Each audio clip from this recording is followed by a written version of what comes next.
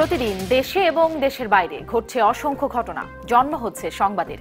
দিনের সংবাদ এবং সেখান থেকে বাছাই করা সংবাদের বিশ্লেষণ নিয়ে ডিবিসি নিউজের নিয়মিত আয়োজন গ্রেট ওয়াল সিরামিক ইন্ডাস্ট্রিজ লিমিটেড নিবেদিত সংবাদ সম্প্রসারণ নিয়ে আমি শারমিন চৌধুরী আছি আপনাদের সাথে। আর প্রতিদিন এই আয়োজনে আমার সাথে স্টুডিওতে থাকেন দুজন অভিজ্ঞ সাংবাদিক, যাদের দীর্ঘ অভিজ্ঞতা থেকে আমরা জেনে নেই সংবাদের আদ্যপান্ত পর্যালোচনা। আজ আমার সাথে সংবাদ সম্প্রসারণে অতিথি হয়ে এসেছেন ঢাকা বিশ্ববিদ্যালয়ের গণযোগাযোগ ও সাংবাদিকতা বিভাগের অধ্যাপক ও ঢাকা বিশ্ববিদ্যালয়ের সাবেক উপাচার্য আরিফুল সিদ্দিক এবং সিনিয়র সাংবাদিক আবু সাইদ খান। আপনাদের দুজনকেই স্বাগত জানাচ্ছি আজকের সংবাদ সম্প্রসারণে। দিনের খবরগুলো একটু দেখে আসি, উল্লেখযোগ্য সংবাদগুলো নিয়ে আপনাদের বিশ্লেষণ জানবো। শুরুতেই দর্শক জানিয়ে দেই মার্কেন্টাইল ব্যাংক আজকের সংবাদ শিরোনামগুলো।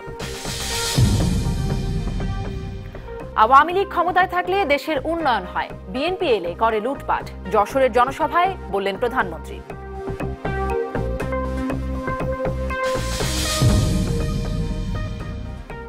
বছর জুড়ে রাজনীতির মাঠে সরব ছিল আওয়ামী লীগ, সহায়ক সরকারের কথা বললেও রূপরেখা দিতে পারেনি বিএনপি।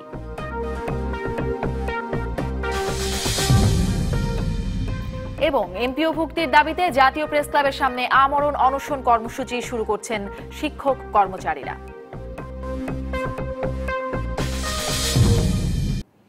নৌকার পক্ষে যশোরবাসীর কাছে ভোট চাইলেন প্রধানমন্ত্রী শেখ হাসিনা। বিকেলে যশোর ঈদগাহ মাঠে স্থানীয় আওয়ামী লীগ আয়োজিত জনসভায় নৌকায় ভোট দিয়ে দেশের জনগণের কল্যাণে কাজ করার সুযোগ দেওয়ার জন্য যশোরের মানুষের প্রতি আহ্বান জানান তিনি।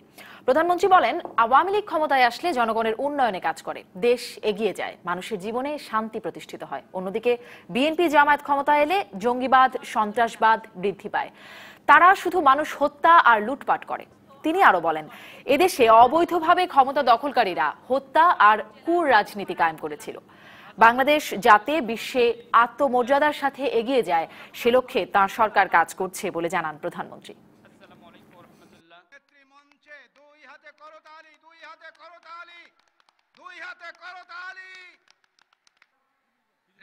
বক্তব্য দিবেন। শত প্রতিকূল অবস্থার মাঝেও ডিসেম্বর মাস আমাদের গ্যাস বিক্রি করার মুচলেখা দিয়ে ক্ষমতায় এসে দুর্নীতি, সন্ত্রাস, জঙ্গিবাদ, একই দিনে সারা বাংলাদেশে 500 জায়গায় বোমা হামলা, বাংলা ভাই সৃষ্টি এবং লুটপাটের রাজত্ব সৃষ্টি করেছিল। কেবলমাত্র আওয়ামী লীগ যখন ক্ষমতায় আসে তখনই দেশের উন্নতি হয়। যেভাবে অতীতে নৌকায় ভোট দিয়েছেন সেইভাবে নৌকায় ভোট দিয়ে নৌকার প্রার্থী জয়যুক্ত করে আপনাদের সেবা করে দেবে, সেবা করার সুযোগ দেবেন, আমি সেটাই চাই। জানাবো বছরের গুরুত্বপূর্ণ ঘটনা নিয়ে আমাদের বিশেষ আয়োজন ফিরে দেখা 2017।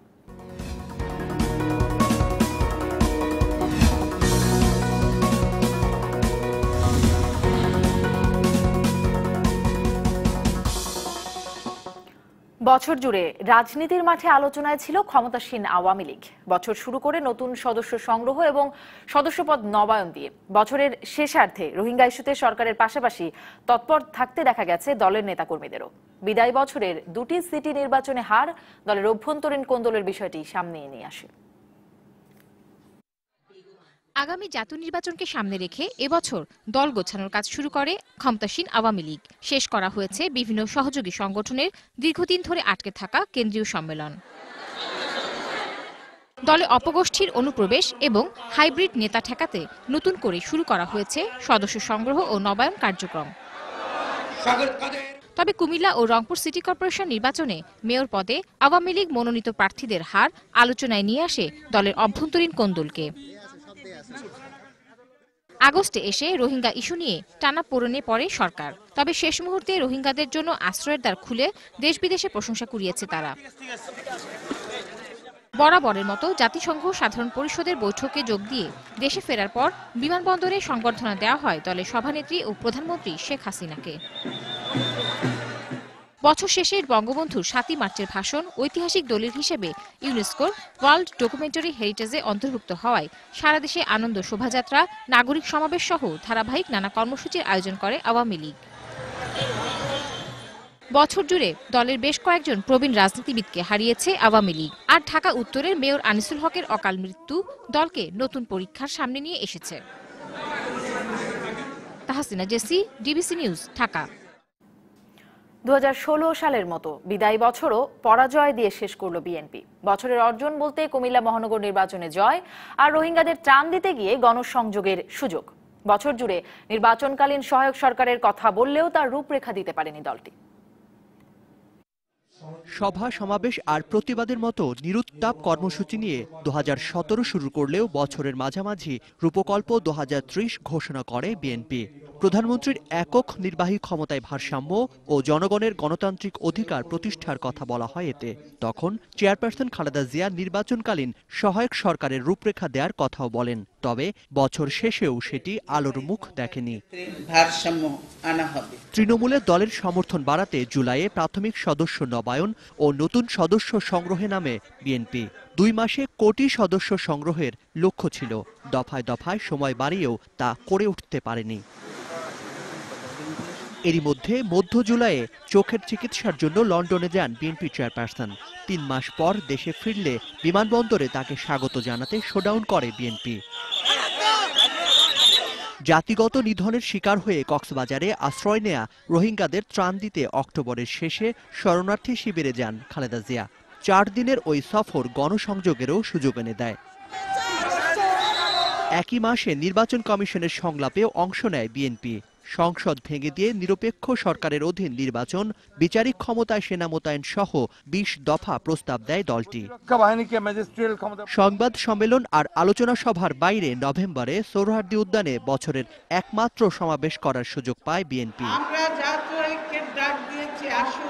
আর ব্যক্তি খালেদা জিয়া বছর পার করেছেন সপ্তাহে সপ্তাহে দুর্নীতির 2 মামলায় আদালতে হাজিরা দিয়েই। হাজির না হওয়ায় তার বিরুদ্ধে গ্রেফতারি পরোয়ানাও জারি হয় 2 দফা। এত কিছুর মধ্যেও মার্চে কুমিল্লা সিটি নির্বাচনে বিজয় দলের জন্য বছরের একমাত্র সান্ত্বনা। নারায়ণগঞ্জ সিটি নির্বাচনে হার দিয়ে 2016 শেষ করা বিএনপি 2017-কেও বিদায় জানালো রংপুর সিটি কর্পোরেশন নির্বাচনে পরাজয় দিয়েই। জিয়াকারি আহমেদ, ডিবিসি নিউজ। এমপিও ভুক্তির দাবিতে রাজধানীর জাতীয় প্রেস ক্লাবের সামনে আমরণ অনশন কর্মসূচি শুরু করছেন নন এমপিও শিক্ষা প্রতিষ্ঠানের শিক্ষক কর্মচারীরা। এর আগে দাবি আদায়ের জন্য টানা 5 দিন অবস্থান কর্মসূচি পালন করেন তারা। প্রায় 20 বছরেও 5 সহস্রাধিক শিক্ষা প্রতিষ্ঠান এমপিও ভুক্ত না হয় ক্ষোভ প্রকাশ করেন শিক্ষকরা। তারা বলেন, নন এমপিও এবং এমপিওভুক্ত শিক্ষা প্রতিষ্ঠানে একই নিয়ম অনুসরণ করা হয়, তাই শিক্ষা প্রতিষ্ঠানগুলোকে এমপিওভুক্ত করার দাবি লক্ষাধিক শিক্ষক ও কর্মচারীর। তবে একে বিচ্ছিন্ন আন্দোলন বলেছেন শিক্ষামন্ত্রী।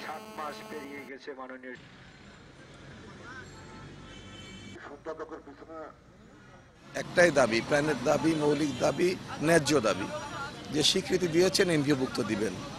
যত সময় না সুস্পষ্টভাবে এমপিওভুক্তের ঘোষণা আসবে, সকল স্বীকৃতি পাবে শিক্ষা প্রতিষ্ঠানকে, আংশিক না, সে পর্যন্ত আমরা রাজপথেই থাকবো। এখানে প্রয়োজনে যদি মৃত্যু হয়, মৃত্যুকে আমরা হাসি মুখে বরণ করে দেব।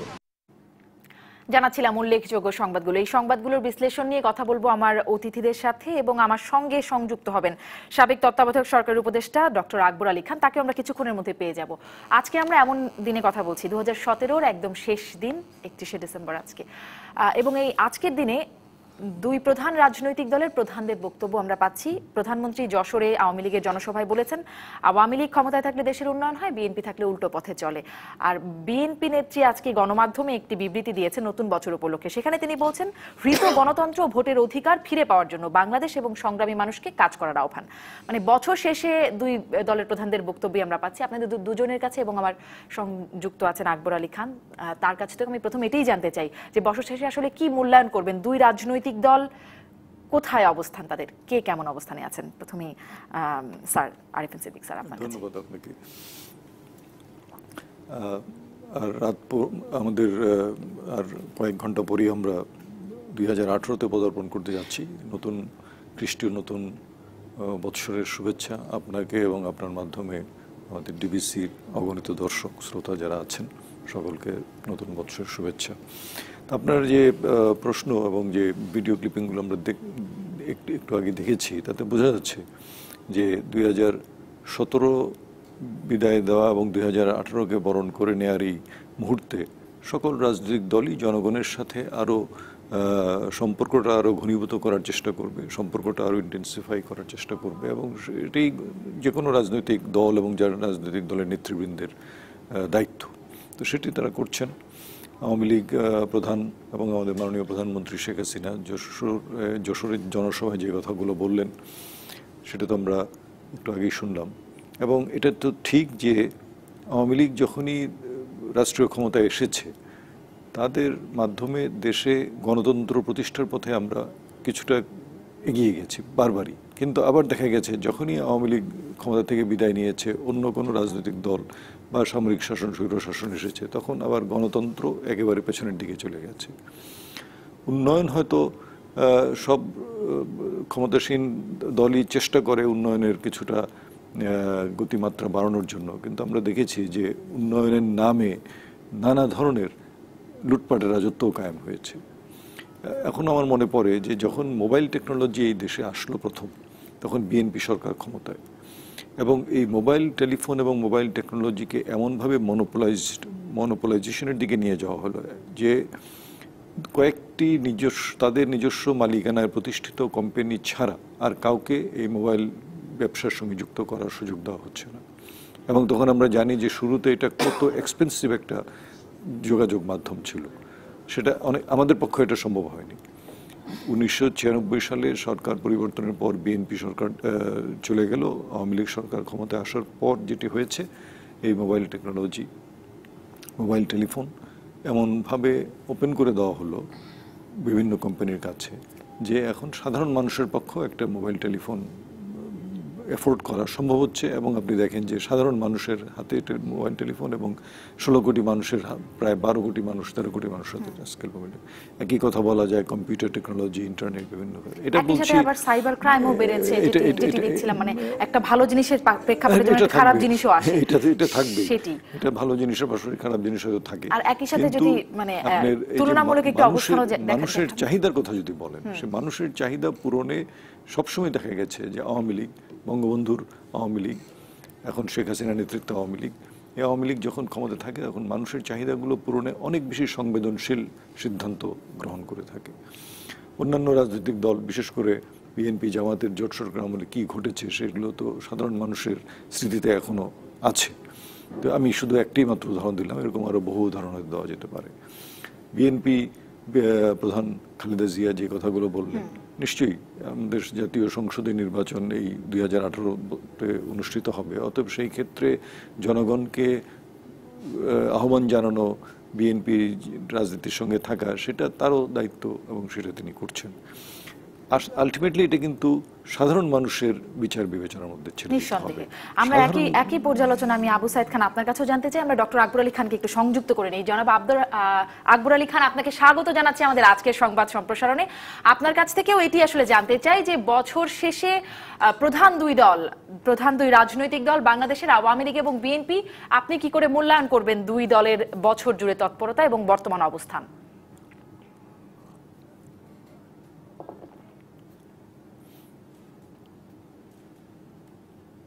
আমি যদি এই দুই দলের দিকে তাকাই তাহলে দেখতে পাবো যে বর্তমান বছরও অতীতের ধারাবাহিকতায় সংঘাতের বছর ছিল, এবং রাজনৈতিক দলগুলো একে অপরের প্রতি একটা বিদ্বেষপূর্ণ দৃষ্টিভঙ্গি থেকে কার্যকলাপ পরিচালনা করেছে। এদের মধ্যে কোনো যোগাযোগ প্রতিষ্ঠিত হয়নি। তবে বর্তমান বছর যেটা 2018 সাল, এ বছরে নির্বাচন অনুষ্ঠিত হবে, এবং এ বছরে বরফ গলার কিছু চিহ্ন দেখা যাচ্ছে। একটি হলো যে সরকারি দলের পক্ষে এটা উপলব্ধি করা হচ্ছে যে যদিও নির্বাচন আদালতের রায় অনুসারে আইনসঙ্গতভাবে হয়েছে, তবু যেখানে 50% বেশি আসনে বিনা নির্বাচনে নির্বাচন হয়েছে, সেখানে গণতন্ত্রের দৃষ্টিভঙ্গি থেকে নৈতিকতার ঘাটতি রয়েছে। দলও চায় তাই যে নির্বাচন এমন হোক যেখানে সবগুলি দল অংশ করে। পক্ষান্তরে দেখা যাচ্ছে যে বিএনপিও নির্বাচন বয়কট করে খুব একটা লাভ হয়নি, বরং বিরোধী দলের আসন হারানোর ফলে তাদের অনেক অসুবিধা হচ্ছে, সুতরাং তারাও নির্বাচনে আগ্রহী। তো এই অবস্থাতে মনে হয় যে হয়তো আমরা সকল দলের অংশগ্রহণে 2018 সালে একটি নির্বাচন পেতে পারি। জি, ডক্টর আকবর আলী খান, আবারও আসবো আপনার কাছে। আমরা 2018 সালেরও একটা প্রেডিকশন আকবর আলী খানের কাছ থেকে শুনছিলাম। আবু সাইদ খান, এই বছরের মূল্যায়ন আমি আসলে জানতে চাই। এবছর তো নির্বাচনের বছর, রাজনীতি খুব জমে উঠবে এবং অলরেডি তারা এই যে 2017 যেটি যাচ্ছে সেই বছর শেষে এই বছরের মূল্যায়ন, যে রাজনৈতিক দলগুলোকে কেমন অবস্থানে, ও মানে আমি কি গত বছরের 17 সালে মূল্যায়নে যাব? এখনো এই বছরই চলছে, এখনো গত হয়নি। আচ্ছা, তো এই বছরের মূল্যায়ন হচ্ছে যে এই বছরের রাজনীতিতে মানে অনেক সূচকে আমরা এগিয়েছি, কিছু কিছু সূচকে আমরা এগিয়েছি, রাজনৈতিক সূচকে আমরা এগোইনি। এবং রাজনৈতিক দলের মধ্যে যে পারস্পরিক যে কথা ছোড়াছুড়ি এবং পারস্পরিক বৈরিতা, এগুলো বহাল তবিয়তে ছিল। এবং এখানে জাতির একটা আকাঙ্ক্ষা ছিল, মানে জনগণের, সাধারণ গণমানুষের আকাঙ্ক্ষা ছিল যে রাজনৈতিক দলগুলো একটা সমঝোতায় পৌঁছবে এবং তারা বিশেষ করে নির্বাচনকালীন সরকারটা কি হবে এবং অন্যান্য বিষয়েও তারা একটা জনগণের এই আকাঙ্ক্ষার প্রতিফলনটা আসলে কিভাবে পাওয়া যাচ্ছে, মানে আমরা কিভাবে বুঝবো, কি কি সূচক বিবেচনায় বুঝবো যে আসলে জনগণের আকাঙ্ক্ষা? তো জনগণের ভাষা আমরা যদি মনে করি যে তারা বিভিন্ন সময় কথা বলে, আপনার টক শোতেও যখন জনগণ প্রশ্ন করেন, বাসে ট্রেনে ট্রামে যখন চলে, বাজারে চায়ের রেস্তোরাঁয় যখন আড্ডা দেয়, তখন জনগণ কি বলে। এবং আপনি যে কোনো কিছু কথা বলতে চায় যে মানুষ তো বুঝতে পারে যে দেশটাকে সব অগ্রগতি উন্নয়নের ধারাকে অব্যাহত রাখতে হলে একটা পলিটিক্যাল স্থিতিশীলতা দরকার। বাংলাদেশের জনগণের এই ম্যাচুরিটি যথেষ্ট এবং বাংলাদেশ মানুষ বুঝতে পারে যে এখানে রাজনৈতিক স্থিতিশীলতা ছাড়া, এবং এখানে সভা সিম্পোজিয়াম বিভিন্ন জায়গায় এটা প্রকাশ ঘটছে যে একটা রাজনৈতিক স্থিতিশীলতা ছাড়া আমরা উন্নয়নের ধারাকে অব্যাহত রাখতে পারবো না, আমরা সামনের দিকে এগোতে পারবো না। আমরা অনেকে দাবি করি যে বাংলাদেশে তো উন্নয়ন ঘটেছে, হ্যাঁ বাংলাদেশ অনেক ক্ষেত্রে এগিয়েছে, কিন্তু আমরা যেখানে যেতে পারতাম সেখানে কি যেতে পেরেছি? উন্নয়ন তো অনেক জায়গায় থমকে দাঁড়িয়ে আছে এবং অনেক জায়গায় উন্নয়নের ফসল তো সেটা সাধারণ মানুষের কাছে পড়ছে না। উন্নয়ন হচ্ছে কিন্তু মানুষের তো বৈষম্য বাড়ছে, ধনী দরিদ্রে বৈষম্য বাড়ছে, এখানে সাধারণ মানুষের অবস্থা, তারা সেই সমস্ত সুযোগ পাচ্ছে না। পুরো বিশ্বেই তো ধনী গরিবের বৈষম্যটা বাড়ছে, পুরো বিশ্বের প্রতিবেদনও যদি আপনি দেখেন। আমি একটা বিরতি নিয়ে আসি আবু সাইদ খান, আমি আবারও আপনার কাছে এই প্রসঙ্গটিতে ফিরবো এবং আমাদের সঙ্গে ডক্টর আকবর আলী খান সংযুক্ত আছেন। এই বিষয়ে আরো কথা বলবো, গেল নির্বাচনগুলো এই বছরের এবং সামনের বছরে যেগুলো আসছে সেগুলো নিয়ে কথা বলবো। দর্শক থাকুন আপনারা আমাদের সাথে, ফিরছি বিরতির পর। বিরতির পর সবাইকে আবারও স্বাগত জানাচ্ছি সংবাদ সম্প্রসারণ অনুষ্ঠানে। বিরতির আগে যে প্রসঙ্গে কথা বলছিলাম সেটি নিয়েই থাকতে চাই। আবু সাইদ খান, আপনি বলছিলেন, আবার একটু ছোট করে আপনার কাছ থেকেই এবার এই পর্যায়ে শুরু করি, যে গত বছরের মানে গেল বছর, বিদায় বছর, এই বছর যে নির্বাচনগুলো গেল, প্রথমে দেখলাম কুমিল্লা সিটি নির্বাচন এবং তারপর রংপুর সিটি নির্বাচন, দুটোই মোটামুটি সুষ্ঠুভাবে সম্পন্ন হলো, সব দলগুলোই তেমনটি বলছে, বিশ্লেষকরাও তেমনটি বলছেন। আর অনুষ্ঠিত হলো দলীয় মনোনয়নে, যেমন করে জাতীয় নির্বাচন হয়ে থাকে। এখান থেকে কি জাতীয় নির্বাচনের আভাস পাওয়া যায় কিনা?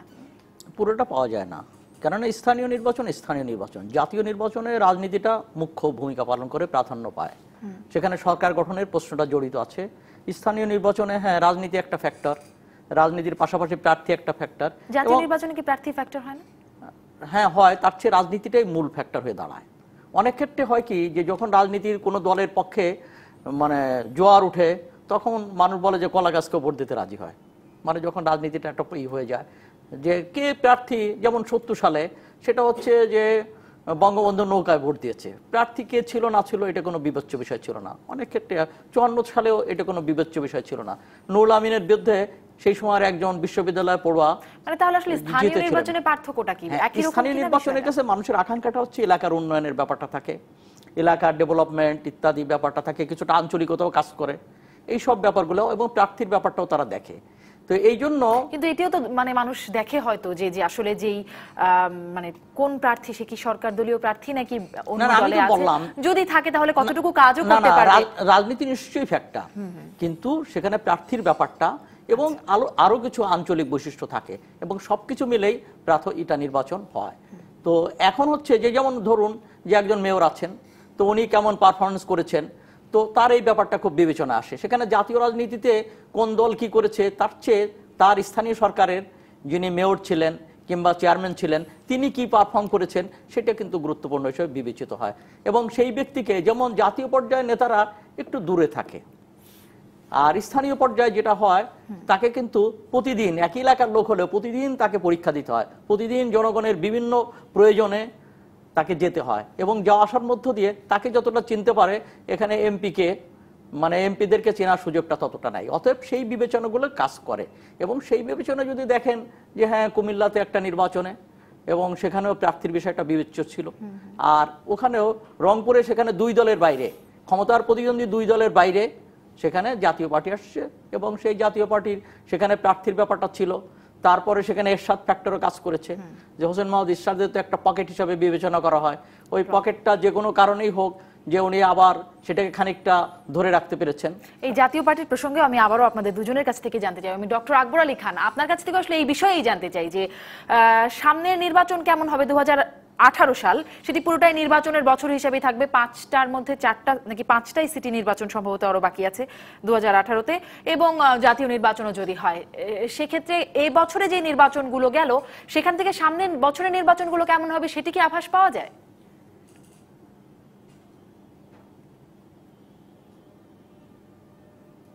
যে স্থানীয় নির্বাচনের ভিত্তিতে জাতীয় নির্বাচন একই ধরনের হবে এই ধরনের প্রত্যাশা করা ঠিক না। তার 3টি কারণ আছে। প্রথম কারণ হলো যে যখন সিটি কর্পোরেশন নির্বাচন হয় তখন 4টি 5টি সিটি কর্পোরেশন একসাথে নির্বাচন হয়। যখন জাতীয় নির্বাচন হয় তখন 300 আসনে নির্বাচন হয় এবং 300 আসনের রিটার্নিং অফিসার, 480-টির উপরে অ্যাসিস্ট্যান্ট রিটার্নিং অফিসার, এদের উপরে ইলেকশন কমিশনের একই ধরনের তদারকি করা সম্ভব হয় না। সুতরাং এখানে ইলেকশন কমিশন তত কার্যকর হবে না। 2 নম্বর কারণ সেটি হলো যে স্থানীয় উপাদান কাজ করে এবং অনেক সময়ে স্থানীয় নির্বাচনে প্রার্থীর বিরুদ্ধে বিদ্রোহ প্রার্থী দাঁড়ায় এবং এর ফলে যে স্থানীয় সংগঠনগুলো অঙ্গ সংগঠনগুলো দলের সেগুলোর মধ্যে বিভক্তি থাকে এবং তারা একযোগে কাজ করে না। কিন্তু যখন জাতীয় নির্বাচন হয় তখন এই বিভক্তি থাকলেও সেটা অনেক কমে যায় এবং এর জন্য এই সমস্ত অঙ্গ সংগঠনগুলির অপতৎপরতা বেড়ে যাওয়ার আশঙ্কা থাকে এবং সবচেয়ে বড় কথা হলো নির্বাচন কতটুকু সুষ্ঠু হবে সেটা নির্ভর করে রাজনৈতিক দলগুলির দৃষ্টিভঙ্গির উপরে। যদি রাজনৈতিক দলগুলি গণতান্ত্রিক আদর্শে অবিচলভাবে বিশ্বাস করে তাহলে যে কোনো অবস্থাতে সুষ্ঠু নির্বাচন সম্ভব, আর যদি সেটা না করে তাহলে পরে সেই আমাদের গণতন্ত্রের যে ঘাটতি সেটা থেকেই যায়। জি ডক্টর আকবর আলী খান, সেখানেই তো মানে আমাদের সন্দেহ বা রাজনৈতিক দলগুলো একে অপরের প্রতি সন্দেহটা রয়েই যায়। ডক্টর আরিফিন সিদ্দিক, আপনার কাছ থেকে আসলে যে বিষয়টি আবু সাইদ খান তুলছিলেন আপনি নিশ্চয়ই এই প্রসঙ্গেও কিছু বলবেন, এবং আবু সাইদ খান যেটি বলছিলেন যে জাতীয় পার্টির ফ্যাক্টরটি এই মেয়াদে জাতীয় পার্টি বিরোধী দলে আছে, সংসদে বিরোধী দলে আছে এবং রংপুর সিটি নির্বাচনে আমরা দেখলাম তারা বেশ ভালোভাবেই জয়লাভ করলো জাতীয় পার্টির প্রার্থী। জাতীয় পার্টিকে কোনো একটা মানে এই সময়ের মধ্যে জাতীয় পার্টিকে কোনো একটা ফ্যাক্টর হয়ে দাঁড়িয়েছে মূল রাজনীতির মাঠে আওয়ামী লীগ বিএনপির সাথে? আমার মনে হয় যে যে আলোচনাটা আমরা শুনছিলাম যে স্থানীয় নির্বাচন এবং জাতীয় নির্বাচন এর মাঝে কিন্তু মৌলিক পার্থক্য আছে, গুণগত পার্থক্য আছে এবং সেই পার্থক্যের কারণে আপনি স্থানীয় নির্বাচনের ফলাফল দিয়ে জাতীয় নির্বাচন প্রেডিক্ট করা সেটা একটু দুঃসাধ্য। মানে আপনি একমত দুজনের সাথে? জি, আমার মনে হয় যে সেটা ঠিকই আছে এবং সেই কারণেই রংপুর মেয়র ইলেকশনে জাতীয় পার্টির যে আপনার ভোটের প্যাটার্ন দেখা গেল, তো সেগুলো দিয়ে একেবারে জাতীয় পর্যায়ে এখন জাতীয় পার্টির বিষয়টিকে কোনোভাবে বিবেচনায় আনা একমাত্র বিষয় না ভেবে আরো যদি দু একটি বিষয় বলি, এই মেয়াদে তো মানে এই সংসদে জাতীয় পার্টির বিরোধী দল এবং দেখলাম কিছুদিন আগে জাতীয় পার্টির চেয়ারম্যান এরশাদ ধাউস একটি জোটও গঠন করলেন বেশিরভাগ দলীয় অনিবন্ধিত অর্ধশতাধিক দল নিয়ে। মানে এই বিষয়গুলো কি জাতীয় পার্টিকে কোনোভাবে শক্তিশালী করার জায়গায় আছে কিনা, মানে তার যে অবস্থান জাতীয় পার্টি সেখান থেকেও কি কোনো পরিবর্তন এসছে বলে মনে হয়? আমার মনে হয় না যে জনগণের মাঝে সেই ধরনের কোনো বড় ধরনের প্রভাব এই রংপুর নির্বাচন অথবা অন্যান্য যে অনুষঙ্গগুলো বললেন তাতে খুব বেশি প্রভাব আছে বলে আমার আরো মনে একটি হয় না। বিষয় সেই সাথে সাথে জিজ্ঞেস করি, বাম দলগুলোর বিষয়ে জিজ্ঞাসা করি যে জনগণের ইস্যুতে যদিও আমরা বলি মাঠের বিরোধী দল হচ্ছে বিএনপি, জনগণের ইস্যুতে খুব বেশি প্রতিবাদ সভা সমাবেশ মানে বা সংবাদ সম্মেলন ইত্যাদির মধ্যে আমরা বিগত বছরগুলো সহ এই বছরও তাদের কর্মসূচি আবদ্ধ দেখেছি এবং যখনই কিছু বিষয়ে কথা নির্বাচন গণতন্ত্র ইত্যাদি বিষয়ে কথা খুব বেশি হলে বলেছেন, চেয়ারপারসন বলেছেন, কিন্তু বাম দলগুলোকে আমরা দেখেছি রাস্তায় নেমেছে, হরতাল করেছে। একটি বিষয় যে তারপরেও জন ইস্যুতে কথা বলার পরে বাম দলগুলোর সাথে জনসমর্থন খুব বেশি থাকে না কেন, তারা রাজনীতিতে বড় ফ্যাক্টর হয় না কেন, আপনার কি মনে হয়? না, বাম দল তো শতদা বিভক্ত। বাম দল তো এক জায়গায় ঐক্যবদ্ধ একটা অবস্থান রেখে যদি বাম রাজনীতিকে এগিয়ে নিয়ে যাওয়ার একটা সুযোগ তারা নিতেন, আমার ধারণা এখন হয়তো বাম দলেরও একটা অবস্থান থাকতো। কিন্তু বাম দলের মাঝে নানা ধরনের বিভাজনের কারণে সেখানেও কিন্তু এই সমস্যাটা আছে যে জনগণের কাছে তাদের গ্রহণযোগ্যতা সেইভাবে আসেনি। আর অতীতও দেখা গেছে যে বাম দল যখন কোনো নির্বাচনে প্রতিদ্বন্দ্বিতা করেছে বা করেছে তখন জনগণের মাঝে সেই বিশ্বাসযোগ্যতা তারা অর্জন করতে পারেনি। সেই সমস্যাগুলো আছে। আপনি দেখেন যে নানা সময় যে আন্দোলন বা হরতাল বা যে কর্মসূচিগুলো দিচ্ছে সেগুলোর সঙ্গে জনগণের সম্পৃক্ততা কিন্তু খুব বেশি দেখা যায় না। এখন বাংলাদেশের জনগণ কিন্তু তারা তো জন ইস্যুতেই যখন কথা বলছে, জন ইস্যুতে কথা বলছে, আমরা তো সবাই কথা বলছি, কিন্তু এই কথাগুলো জনগণের কাছে কতটা বিশ্বাসযোগ্য সেটার উপরে নির্ভর করে। আমাদের দেশের মানুষ আপনার গণতন্ত্র মনে, এটা আমি সবসময় খুব গর্ব করে বলি যে একেবারে সাধারণ মানুষ, আমি গ্রামে গঞ্জে যান, চায়ের দোকানে বসে গল্প করেন, দেখেন যে একেবারে শুধু বাংলাদেশের না সারা পৃথিবীর খবরাখবর রাখছে। আমি অনেক সময় আশ্চর্য হয়ে যাই যে তারা কিভাবে এত খবর রাখেন, কিন্তু আসলে বিষয়টি আশ্চর্যজনক। উন্নত বিশ্বের মানুষজন এত খবর রাখে না তাদের দেশ সম্পর্কে খবর রাখে না। আর এখানে আপনি বিদেশে কি হচ্ছে, যুক্তরাষ্ট্রে কি হচ্ছে, ট্রাম্প কি বললেন, একেবারে সর্বশেষ ট্রাম্পের উদ্ধৃতি সেটাও তারা, এটি মনে হয় আমাদের গণমাধ্যমের একটি ক্রেডিট নেবার জায়গা আছে। আবু সাইদ খানের কাছে আমি এই প্রশ্নটি জানতে চাই যে জাতীয় পার্টি এবং বাম দলগুলো এবছর এবং আচ্ছা, আমি তার আগে একটা লাইন শুধু বলি যে যেমন স্থানীয় নির্বাচনের সঙ্গে জাতীয় নির্বাচনে আর একটা বড় পার্থক্য এটা বলা দরকার, সেটা হচ্ছে যে জাতীয় নির্বাচনে সরকার পরিবর্তন হয়, স্থানীয় নির্বাচনে সরকার পরিবর্তন হয় না। যে কারণে এখানে নির্বাচন কমিশন এবং অন্যান্য স্টেক হোল্ডাররা যেভাবে অ্যাক্ট করে জাতীয় নির্বাচনের ক্ষেত্রে সেটা নাও করতে পারে। এক, এবার আসি যে জাতীয় পার্টি, হ্যাঁ জাতীয় পার্টি একটা পকেট ছিল, ওখানে তাদের একটা পকেট ছিল রংপুরে। এটা বিভিন্ন কারণে, আমি একটু অন্য ভাষায় বলি যে এটা ফুটো হয়ে গেছিল, কেন উপজেলা নির্বাচন ইত্যাদি ক্ষেত্রে সেটা পায়নি। এটাকে এই নির্বাচনের মধ্য দিয়ে তারা ধারণা করছে, যদিও এটা মাত্র 4 লাখ লোকের নির্বাচন, যে তারা পকেটটা ফিরে পেয়েছে এবং জাতীয় পার্টি খানিকটা উদ্দীপ্ত হয়েছে। এবং আগামী নির্বাচনে বার্গেনিং পয়েন্ট আওয়ামী লীগের সঙ্গে হোক অথবা বিএনপির সঙ্গে হোক, এর সাথে যে ক্ষমতার জন্য যে কেউর সঙ্গে বার্গেন করতে পারে, তো তাদের এই বার্গেন করার দর কষাকষির ক্ষমতা একটু বেড়েছে বলে অনুমান হয়। এর চেয়ে বড় কিছু নয়, জাতীয় পার্টি কোনো রাজনীতিতে সে ফ্যাক্টর নয়। রংপুরের ক্ষেত্রে 2-1টা সিটে তারা ফ্যাক্টর, কিন্তু জাতীয় নির্বাচনে ফ্যাক্টর নয়। এবার হলো বাম দল। এখন একটা ব্যাপার বুঝতে হবে, এই যে পুঁজিবাদী ব্যবস্থা, যেখানে নির্বাচন মানে কোটি টাকার খেলা, কয়েক কোটি টাকার খেলা, যেখানে মনোনয়ন কিনতে হয় এবং টাকা ছড়াতে হয়, সেখানে বাম দল যেভাবে রাজনীতি করে তাদের পক্ষে এখানে এইভাবে প্রতিযোগিতা নির্বাচনে তারা করতে পারে না। এই ইলেকট্রাল সিস্টেম যেটা এক্সিস্ট করে এখানে তাদের পক্ষে সম্ভব না। হ্যাঁ, তাদের যে ভোটটা সারা দেশে ছড়িয়ে ছিটিয়ে আছে, সেখানে ইলেকট্রাল পদ্ধতি, নির্বাচনী পদ্ধতি পরিবর্তন হলে তারা হয়তো কিছু সিট পেতে পারে। যেমন সেটা হলো সংখ্যানুপাতিক প্রতিনিধিত্বের বিষয়টা আসতে পারে, এবং সেটা আসাটাই জরুরিও বটে। কেন নেপাল প্র্যাকটিস করছে, শ্রীলঙ্কা প্র্যাকটিস করছে, বাংলাদেশ কেন করবে না? সেটা হলো যে সারা দেশে যার যত ভোটার আছে সেই ভোটগুলোকে সংগৃহীত করে তার অনুপাতে প্রার্থী দেওয়া। তো সেই ক্ষেত্রে দেখা যাচ্ছে ঠিক আছে, যদি কোনো দলের বামদের 5 লক্ষ ভোট থাকে, এরকম দাবিও তারা করে থাকে, এমন দাবিটাই হওয়াটা সঙ্গত। এবং পৃথিবীতে বহু জায়গায় আমরা তো আমাদের এই সিস্টেমটা নেই, অতএব তাদের খুব সম্ভাবনাও নেই বলে আপনি বলছেন। আর যেহেতু তাদেরকে পক্ষে আমরা বাম দলের লোকদেরকে তো চিনি, তাদের পক্ষে এরকম 2 কোটি টাকা ইনভেস্ট করা সম্ভব না, কোটি কোটি টাকা ইনভেস্ট করা। অতএব এই পুঁজিবাদী ব্যবস্থায়, এই মুক্তবাজার অর্থনীতির এই খেলায় তাদের পক্ষে কোনো রেজাল্ট বয়ান তেমন কিছু করে সম্ভব না। তার ভিতরে লাকিলি তারা যে একটা সিট পেলে। ডক্টর আকবর আলী খানের কাছ থেকে আসলে জানতে চাই এই বছরের রাজনীতির পর্যবেক্ষণে সামনের বছরের রাজনীতি কেমন মনে হয় আপনার? আবারও যেটি বলছিলাম নির্বাচনের বছর, এই বছরে খুব বেশি কিছু যেমন আমরা দেখিনি, তবে একটি বিষয় নজিরবিহীন ছিল, সেটি হচ্ছে বিএনপি চেয়ারপারসনের উকিল নোটিশ পাঠানো প্রধানমন্ত্রীর বিরুদ্ধে। এটি একটি খুব আলোচিত বিষয় ছিল। মানে সব মিলিয়ে যদি জানতে চাই সামনের বছরের রাজনীতির অবস্থা কেমন থাকবে বলে মনে হয়?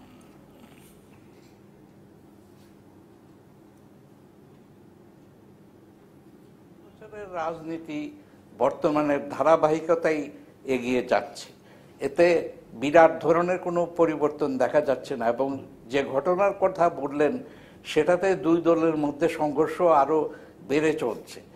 এখন আগামী বছর যদি সুষ্ঠু নির্বাচন হতে হয় তাহলে এই উত্তেজনার প্রশমনের প্রয়োজন এবং উভয় দল এক সাংগঠনিকভাবে এমন তৎপরতা করা উচিত না যেটা উত্তেজনা বাড়াবে। কিন্তু আমি এখনো সম্পূর্ণ আশাবাদী নই যে উত্তেজনা পুরোপুরি হ্রাস পাবে।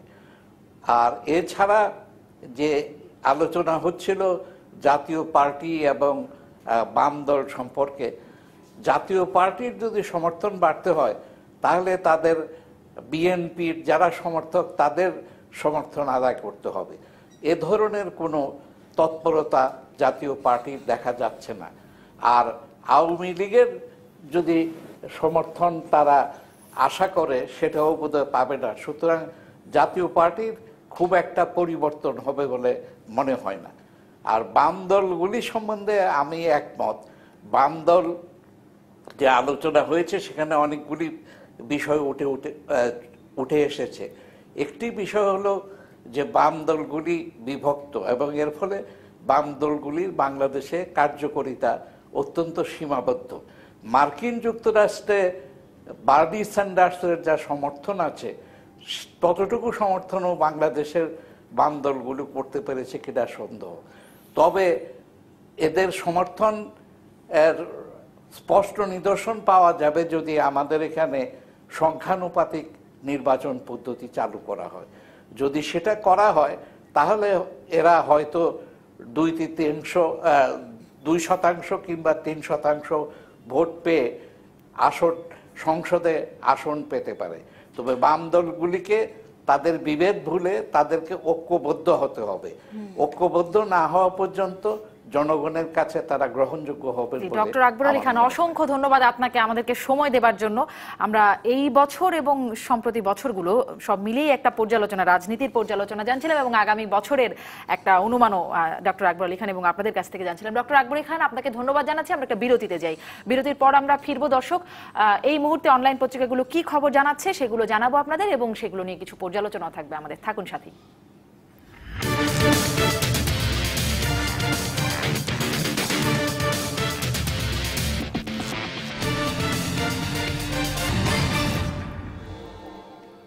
বিরতির পর সবাইকে আবারও স্বাগত জানাচ্ছি সংবাদ সম্প্রসারণ অনুষ্ঠানে। দেখে নেই এই মুহূর্তে অনলাইন পত্রিকাগুলো কি খবর জানাচ্ছে। প্রথমেই আমাদের যে পত্রিকাটি প্রথম আলো দেখব। প্রধান বিচারপতির পদত্যাগ দুর্নীতির কারণে বলছেন আইনমন্ত্রী। এই বিষয়টি এবছরের একটি অন্যতম খবর। ষোড়শ সংশোধনীর বিচার, ষোড়শ সংশোধনীর রায়, তারপর প্রধান বিচারপতির পদত্যাগ খুবই আলোচিত। আমরা অনেক আলোচনা করেছি খবরগুলো নিয়ে। নৌকার পাশে থাকুন বলছেন প্রধানমন্ত্রী, এটি নিয়েও আজকে তিনি যশোরে আওয়ামী লীগের জনসভায় বলেছেন। আমরা পরের পত্রিকাটি দেখে দিই। প্রথম আলোর পরে আছে যুগান্তর। যুগান্তরে দেখছি বিকল্পধারা সভাপতি বদরুদ্দোজা চৌধুরী, ভাগ্যের পরিবর্তন চাইলে সরকার পরিবর্তন করতে হবে বলছেন বি চৌধুরী। আগামীতে দেশ সেবার সুযোগ চাই প্রধানমন্ত্রীর বক্তব্য। পরের পত্রিকাটিতে চলে যাই। BDNews24.com। বছর জুড়ে নিখোঁজ 91, সন্ধান 26 জনের। আশোকের প্রতিবেদন। আজকে এই প্রতিবেদনটি দিচ্ছে আইন ও সালিশ কেন্দ্র। আসলে এটি নিয়ে কি বলবেন? 26 জন ফিরে এসেছে আর বাকিরা 65 জন এখনো সন্ধানই মেলেনি। আবু সাইদ খান। না, নিশ্চয়ই এটা একটা আলোচিত ঘটনা, কেননা জননিরাপত্তা দরকার, স্বাধীনভাবে চলাফেরা করার তো অধিকারটা তো একটা মানুষের মানে মৌলিক অধিকার। তো এই যে মানুষ স্বাধীনভাবে পথ চলতে পারছে না, যে কাউকে তুলে নেওয়া হচ্ছে, কেন নেওয়া হচ্ছে, কোথায় নেওয়া হচ্ছে কেউ জানে না। এবং ফিরে আসার পরে আবার যারা ফিরে আসার পরে যে সমস্ত তারা যে বয়ান, তাদের বয়ানগুলো প্রায় একই রকম, কাছাকাছি তারা যে বয়ান দিচ্ছে সেটাও বিশ্বাসযোগ্য মনে হচ্ছে না। মনে হচ্ছে যে তারা বোধহয় কিছু বলতে পারছে না, যা বলার দরকার তারা বলতে পারছে না তারা অনেকটা, এবং তারা তাদের গতিবিধি সবকিছুই মানে থেমে যাচ্ছে। তো এই অবস্থায় এটা আমাদের জন্য এই নিরাপত্তাটা নিশ্চিত করা দরকার। একসময় নির্মল দাস স্বাধীনতোত্তরকালে লিখেছিলেন, নির্মল দা মানে নির্মল সেন, সাংবাদিক অনিকেত নামে লিখতেন, উনি লিখেছেন যে স্বাভাবিক মৃত্যুর গ্যারান্টি চাই। তা আমি এখন বলতে চাই যে আমরা স্বাভাবিকভাবে চলাফেরার গ্যারান্টি চাই, কেন স্বাভাবিকভাবে তো এই জনগণের নিরাপত্তাটা নিশ্চিত করা দরকার। এবং এটি একটি অস্বস্তির কারণ ছিল এই বছর জুড়েই। ডক্টর আরিফিন সিদ্দিক, আপনার কাছেও জানতে চাই, বছরের শেষ দিকে সম্প্রতি সময় দেখলাম একে একে বেশ কয়েকজন ফিরে আসলো, সাংবাদিক উৎপল, মোবাশ্বের নর্থ সাউথের শিক্ষক, তারপর কল্যাণ পার্টির সভাপতি, অনেকেই ফিরে আসলেন, কি বলবেন? না, আমি তো সেটি মনে করি যে মানুষের যে নিরাপত্তা, জীবনের নিরাপত্তা, সম্পদের নিরাপত্তা, সম্ভ্রমের নিরাপত্তা, সম্পত্তির নিরাপত্তা, এই নিরাপত্তাগুলো বিধান করার দায়িত্ব সরকারের। যখন যে সরকার ক্ষমতায় থাকবে, সরকার তার আইন শৃঙ্খলা রক্ষাকারী বাহিনী, গোয়েন্দা সংস্থা বিভিন্নভাবে এই কাজগুলো করবে যাতে একজন মানুষের, একজন নাগরিকের যে নিরাপত্তার বিষয়গুলো আছে সেই নিরাপত্তার সার্বিক বিষয়গুলো নিশ্চিত করা। আমাদের দেশে আমরা দেখতে পেয়েছি যে আইন শৃঙ্খলা রক্ষাকারী বাহিনী বিভিন্ন সময় সেই কাজ করেন। স্বরাষ্ট্রমন্ত্রীর কিছুদিন আগে পত্রিকায় আমি একটি মন্তব্য দেখেছি যে এই যে গুম হয়ে যাচ্ছে এটা কেন হচ্ছে, কারা করছে, এই বিষয়গুলো আইন শৃঙ্খলা রক্ষাকারী বাহিনী খতিয়ে দেখছে। তো আমার ধারণা যে সরকার খতিয়ে দেখে সেটা বলা, সাধারণ মানুষকে আশ্বস্ত করা যে এটা পাওয়া গেছে, এই ধরনের ঘটনাগুলো ঘটছে, এগুলো যাতে না ঘটে সেজন্য একটা নিবৃত্তিমূলক ব্যবস্থা নেওয়া হয়েছে। কিন্তু সেটা না নেওয়া পর্যন্ত জনগণের মধ্যে একটা আশঙ্কা, একটা আতঙ্ক কাজ করে, এটা তো অস্বীকার করার উপায় নেই। আর ওই যেটা বললাম যে নিরাপত্তা বিধানের মূল দায়িত্ব সরকারের আইন শৃঙ্খলা রক্ষাকারী বাহিনী, কারণ একজন নাগরিক, তিনি নাগরিক অধিকারগুলো নিয়েই তো বসবাস করবেন। তো সেই নাগরিক অধিকার কোনোভাবে যদি বঞ্চিত হয় তো সেটার দায় দায়িত্ব নিতে হবে, মানে সরকারের এই দায় দায়িত্বটা নিতে হবে বলছেন। আমরা আরো কিছু খবর এই সময় দেখে নিতে চাই। রোমহর্ষক অভিযান, রহস্যের অন্তর্ধান, নিখোঁজ নিয়ে এই সংবাদটিও স্পটলাইটে আছে বিডি নিউজের। পরের পত্রিকায় ডেইলি অবজারভারে আমরা দেখছি 5 জানুয়ারি সোহরাওয়ার্দী উদ্যানে সমাবেশ করবে বিএনপি। 5 জানুয়ারিকে তারা গণতন্ত্র হত্যা দিবস পালন করতে চায়, আওয়ামী লীগ পালন করে গণতন্ত্রের বিজয় দিবস। এবারের বাণিজ্য মেলায় রপ্তানি বাড়বে, আগামীকাল থেকে শুরু হচ্ছে বাণিজ্য মেলা। নতুন বছরের প্রথম দিন থেকেই বাণিজ্য মেলা শুরু হয়। এবারের বাণিজ্য মেলায় রপ্তানি বাড়বে বলছেন বাণিজ্য মন্ত্রী, সম্ভবত বাণিজ্য মন্ত্রী তোফায়েল আহমেদকে দেখতে পাচ্ছি, আশা প্রকাশ করেছেন বাণিজ্য মন্ত্রী তোফায়েল আহমেদ। আপনাদের কিছু বলার আছে? না, আমরা আশাবাদী, তবে ব্যাপারটা হলো বাণিজ্য মেলায় তো রপ্তানি বাড়ে না, বাণিজ্য মেলার মধ্যে দিয়ে দৃষ্টি আকর্ষণ করা যায়। তো আমরা আশা করি যে দৃষ্টি আকৃষ্ট হবে এবং আমাদের পণ্য বাইরে তাদের চাহিদা বাড়বে বলে আমরা মনে করি। কেন আমাদের কিছু কিছু পণ্য তো অলরেডি, যেমন আমাদের ঔষধ, শ্রমিক, চামড়াজাত পণ্য এবং গার্মেন্ট তো বটেই, এই গার্মেন্টস তো বটে, এই সমস্তগুলোর বাজারে পার্শ্ববর্তী বাজার আছে, এর জন্য বাজার আছে। আমার মনে হয় সে তাদের এই বাজারে বাংলাদেশের পণ্যের এই সব পণ্য, আরো কিছু পণ্য চাহিদা বাড়বে। এর বাইরে কিছু অপরিচালিত পণ্য আছে, আমাদের কুটির শিল্প ইত্যাদির কিছু পণ্য আছে যেগুলোরও বাজারে চাহিদা আছে। তো আমরা আশাবাদ ব্যক্ত করতে চাই। বাণিজ্য মেলা আমাদের দেশে এটা প্রতি বছরই অনুষ্ঠিত হয়ে থাকে এবং আমাদের সাধারণ মানুষ, বিশেষ করে মধ্যবিত্ত পরিবারগুলো সবসময় অপেক্ষা করে, কারণ এই বাণিজ্য মেলাগুলোতে বহু পণ্যের ছাড় দেওয়া হয়, বিভিন্ন রকম সুযোগ সুবিধা থাকে। তো অতএব আমার মনে হয় যে এটা একটা সুন্দর ব্যবস্থাপনা এবং এটি প্রতি বছর যেভাবে হচ্ছে এটা প্রশংসনীয়। বছরের শুরুর দিকেই বাণিজ্য মেলা, বই মেলা দ্বিতীয় মাসে খুবই আকাঙ্ক্ষিত থাকে মানুষের কাছে। আমরা পরের পত্রিকায় একটু দেখব সমকাল। 7 দিনে ঢাকা সিটির প্রচার সামগ্রী সরাতে নির্দেশ। ক্রিকেট অস্ট্রেলিয়ার বর্ষসেরা টেস্ট দলেও সাকিব মুশফিক, এই সংবাদটি নিয়ে একটু কথা বলতে চাই। আমাদের একটি ভালো জায়গা টেস্টে মানে এই বছরে খুব অর্জন আছে আমাদের। গত সপ্তাহে ব্রিটিশ সংবাদ মাধ্যম টেলিগ্রাফেও বর্ষসেরাদের দলে সাকিব মুশফিকের নাম এসেছে। এই বছরে মানে ক্রীড়াঙ্গন নিয়ে কিছু বলবেন কি? আমরা দেখলাম কিছুদিন আগে সাফ অনূর্ধ্ব 15 চ্যাম্পিয়ন হলো বাংলাদেশের কিশোরীরা। ক্রিকেটে তো বাংলাদেশ এগিয়ে আছে এবং ক্রিকেটে এই সাফল্য তারা ধরে রেখেছে এবং মাঝখানে দু একটা খেলা খারাপ করলেও আমরা আশাবাদী হয়ে উঠেছি, নিশ্চয়ই সামনে বোধহয় ত্রিদেশীয় খেলা আছে, সেখানে বাংলাদেশ সাফল্যের চাপ রাখবে। তবে সবচেয়ে আনন্দ দিয়েছে যে বছরের বিদায়ে অনূর্ধ্ব 15 সাব গেমে তো বাংলাদেশের বিশেষ করে নারীরা যে বিজয়, নারী মানে কি কিশোরীরা যে বিজয় ছিনিয়ে এনেছে, এটা 3টে সিম্বল আছে। এটা আমি একটা 3টে বলি, বাংলাদেশের ভাবমূর্তি উজ্জ্বল করেছে, 2 নম্বর হচ্ছে নারী অগ্রগতিটা প্রতিফলন ঘটিয়েছে এবং 3 নম্বর হচ্ছে সামগ্রিক আমাদের ক্রীড়া অঙ্গনের পর একটা ইতিবাচক প্রভাব ফেলেছে।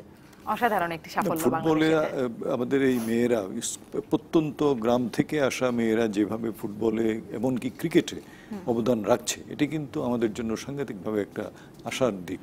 আমি দেখেছি, নিজে খেলার মাঠে উপস্থিত থেকে দেখেছি যে এই ছোট ছোট মেয়েরা গ্রামের থেকে এসেছে, যাদের হয়তো খেলাধুলার সরঞ্জামেরও অভাব আছে, তারা যেভাবে একটা মানসম্পন্ন খেলা উপহার দিচ্ছে, এটা সত্যিই প্রশংসনীয়।